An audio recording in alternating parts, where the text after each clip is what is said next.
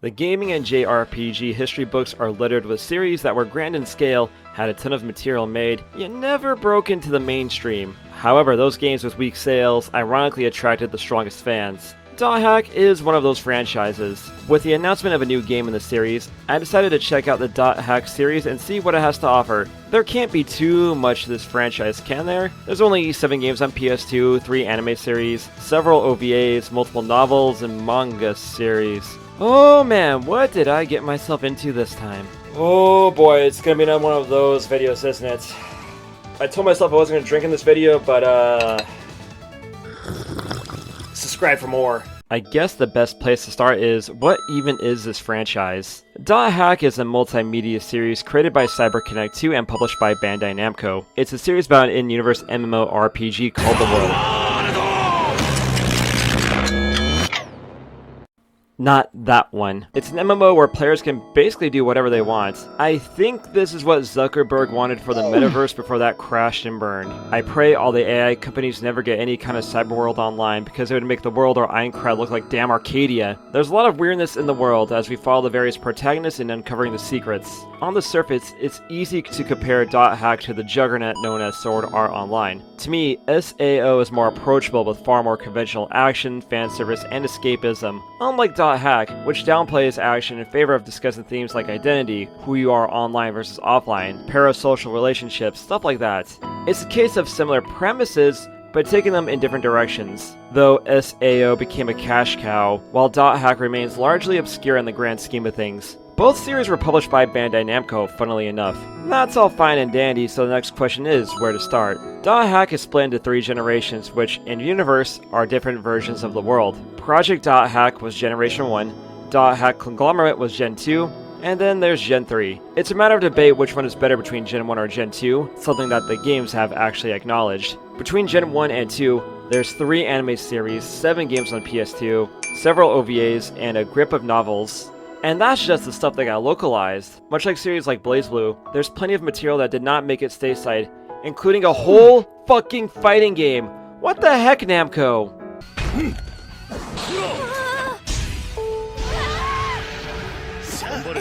That's intimidating, and I thought Kingdom Hearts was hard to get into. I don't want to be consuming .hack material until I'm 50 and make a 10-hour-long video that will only get like, what, 30 views? So I'm going to make things easy for myself.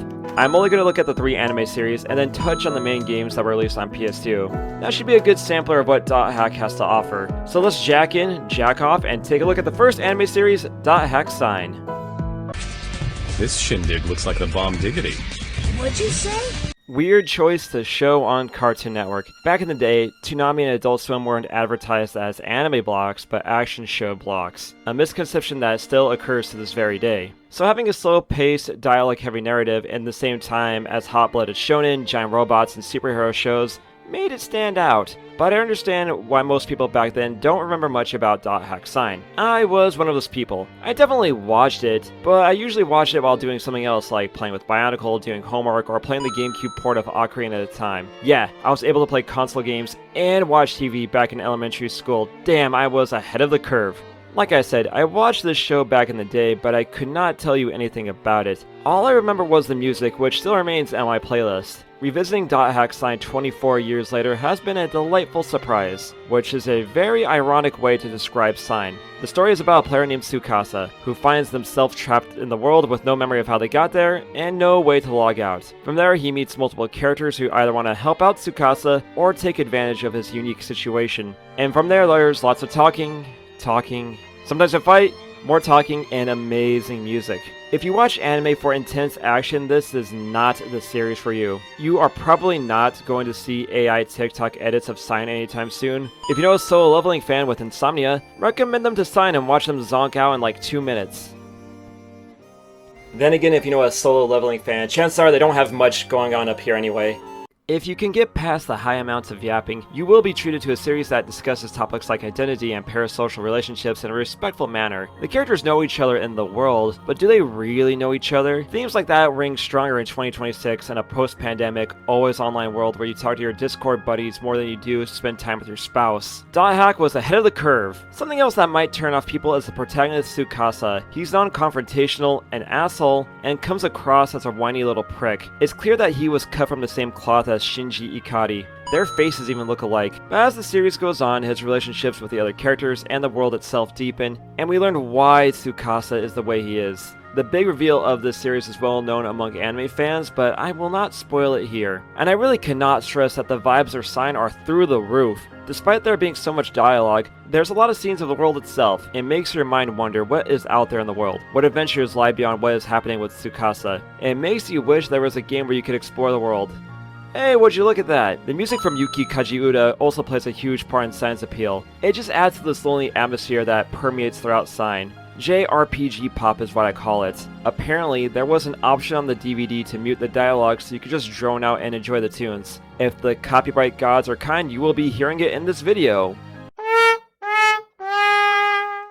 I'm glad I revisited .hack Sign after all these years. I would actually say it's a forgotten gem in Toonami's library. It aged like a fine wine, and I can see it getting a second hit of popularity. Sign was there to set the stage for the main event. The .hack Sign, premiering Saturday, February 1st at 3. Let me go! Take the game, not the player. Why me? Only Toonami. And now we get to the main event, .hack R1, an ambitious project from CyberConnect to make a single narrative that spans 4 games. Sadly, I never got to play these ones. I had a GameCube growing up, and don't get me wrong, the GameCube had some amazing titles on it, but I kind of regret missing out on the golden age of Japanese RPGs on the PS2. And based on eBay, I'm probably not going to be getting these games anytime soon, unless you feel like hitting up my Buy Me a Coffee account. From what I've read of reviews, I'm not missing much in the gameplay department. Everyone regards these as basic action games that play like a poor man's Phantasy Star Online. Make an effort to check out the bulletin boards and return friendly emails or you might miss out. Also, be nice to your in-game pals. You'll be spending a lot of time with them. In case you're not aware of it, you're being very rude. Thankfully, there's this thing called the internet where we can watch cutscenes, and CyberConnect had the foreskin to have a movie that summed up the events of the PS2 games called The Terminal Disc. The story revolves around a boy named Kite, who joins the world with his buddy Orca. Things are going well until they encounter a white-haired girl being chased around. This girl is not a player or an NPC, and the beast that's chasing her attacks Orca, and when Orca gets attacked, that gets him data drained. Data drained. Surprisingly enough, that is not a euphemism for intercourse, but it should be.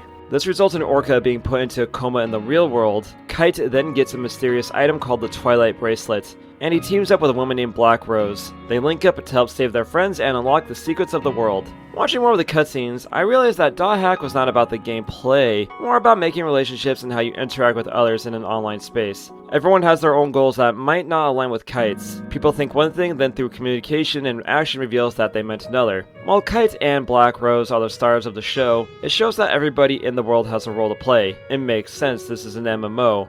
And it would be kind of boring if there were only 2 people playing. I also appreciate Kite being more of a straightforward hero compared to Tsukasa. Kite hits that right balance of being easy to project onto, but he's not a total blank slate. That's one issue I have with custom character RPGs. Your characters just tend to be there as the story unfolds. Again, the vibes are immaculate. I say the word vibes a lot. I should start a vibes jar, then shove it up my bum. There's this ambient and lonely vibe to these titles that only could have existed on the PS2. Something about JRPGs of that era, there's just this style to them that could never be replicated. Watching the Terminal Disc helped out in this regard. The narration is done by Richard Epcar, and something about his booming, mournful voice overlaid with the in-game cutscenes really sets a melancholy mood. There's little doubt that the second network crisis of 2010 was a direct result of the world. It was awful. It caused catastrophic damage to travel, communication, and healthcare industries all over the planet. It stinks that Namco has not sought to re-release the Generation 1 games again. I feel like I'm doing a disservice to the game and by extension my audience by only getting the Cliff Notes version of the story. I can see how a game like this would have warped minds back in the PS2's heyday. It's a unique RPG and a system that was littered with the genre. I hope Namco sees fit to remaster these games for a future re-release, or team up with Netflix for an adaptation by Adi Shankar, who will inevitably miss the point of the games.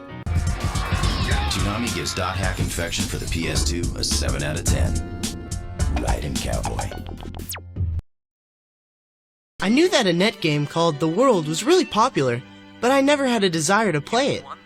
Until today, that is. The second anime series of Dot Hack. Remember what I said earlier about the series not being all about RPG cliches? Well, throw all that out the window! Legend of the Twilight is much lighter in tone than the R1 titles or Sign, which is not a bad thing on the surface. This one is more about playing games with your friends than the psychology behind playing games. Twilight revolves around the siblings Shugo and Rena as they venture through the world. Shugo gets slimed early on but gets the Twilight bracelet, which grants him the ability to data drain. And because he got slapped with the bracelet, lots of people start coming after him, and maybe onto him. From there, it's wacky adventures in the world. I remember watching this show at about 2 a.m. on Fridays on Cartoon Network back in the day. CN used to dump their unwanted anime at unemployed o'clock. I was 12 back then, so that did not apply to me. I never understood why Twilight had to get such poor treatment from the network, until I tried watching the show again. There's a disturbing amount of romantic subtext between Shugo and Rena, and accounts from that time say that Twilight was mostly unedited.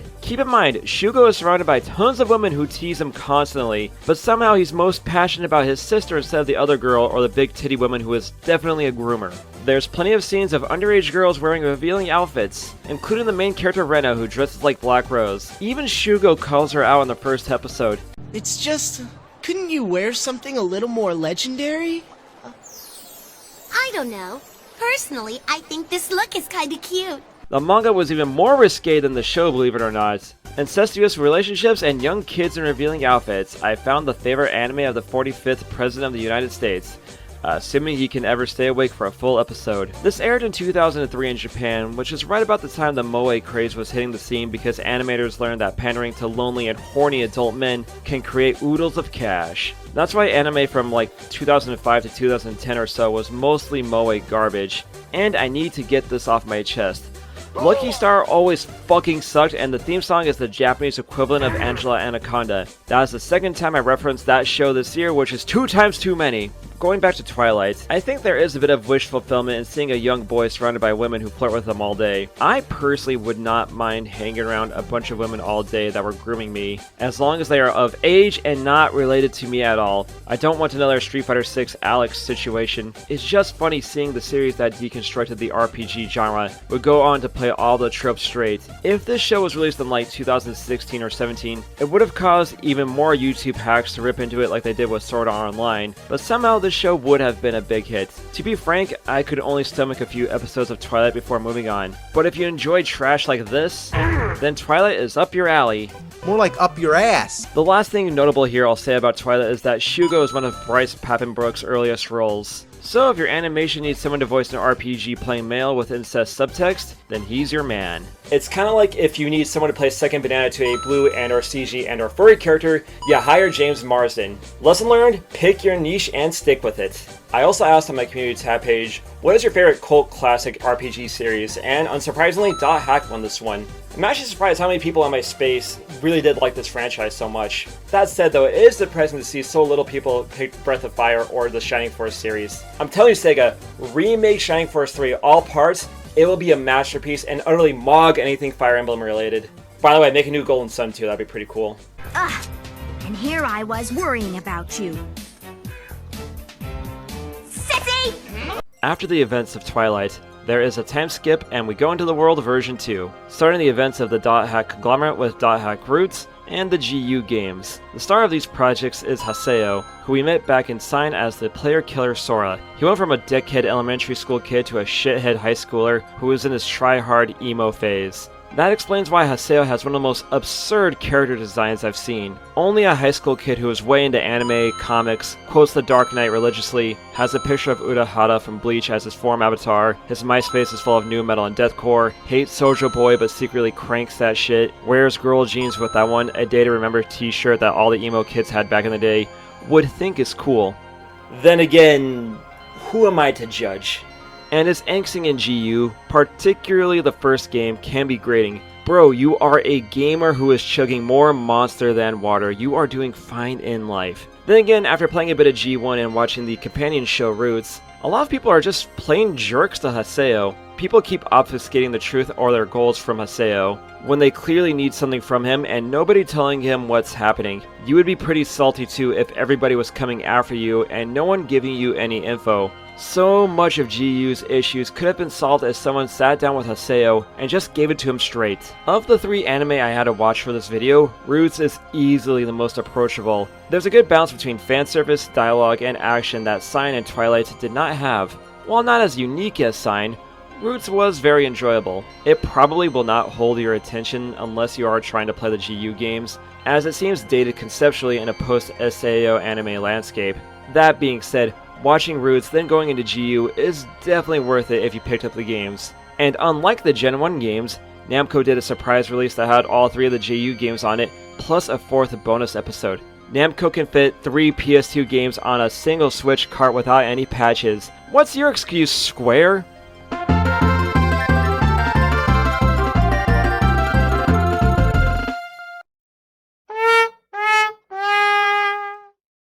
The 3 games continue the tale of Haseo as he goes through the world, saving his friends, making enemies, and getting pissed off. Again, Haseo is a jerk, but going from Roots where he was a fairly normal person to GU where most people on his quest are unhelpful dicks, and his friend is stuck in a coma, his jackass behavior is a bit more understandable. Still, I can see why people can't stand the guy, especially after he blows up at Adderley on Rebirth.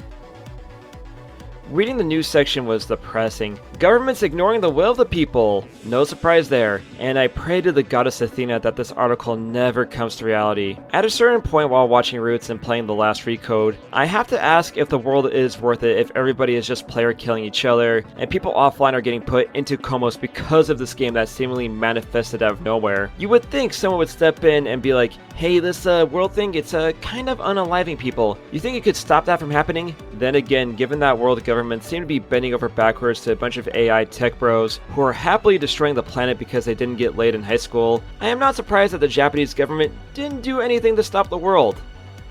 I thought humanity would meet its maker for something awesome like a meteorite, dinosaurs coming back, Satan coming from hell, Darkseid invading the Earth and getting to fight Trigon. That'd be awesome! But no, humanity's gonna go the way of the dodo because of a bunch of AI tech bros who did not get bullied enough in high school, and a bunch of child diddlers. 2026, what a depressing year. Another drink! And while I do praise the art, story, and characters of the GU games, the gameplay leaves a lot to be desired. It's just a button masher, and not a particularly difficult one at that. You hit the buttons and things get bodied, and that's about it. It does mix things up every now and again, and there are a lot of characters that can join Haseo on side quests, but at its core, the gameplay is just hit the opponents until dead, then repeat. I think Namco was aware that nobody played Dot Hack for the gameplay, so they made the re-release easier than the PS2 originals, and added in a beginner's mode so you can just get to the story faster. And it's worth it for the story and seeing Haseo grow as a character and see the world evolve. And with the last Recode collection done, I think I am going to end my Dot Hack experience here for now. Fans agreed that the material launched past the GU games was not worth it, partly because of inconsistent writing, partly because of Gen 3 material not releasing outside of Japan. I personally don't want to deal with this whack-ass character design. It looks like he killed a Digimon and is wearing its carcass as a skin. Master Driver Rex and Luso have some competition in the worst MC design contest ever.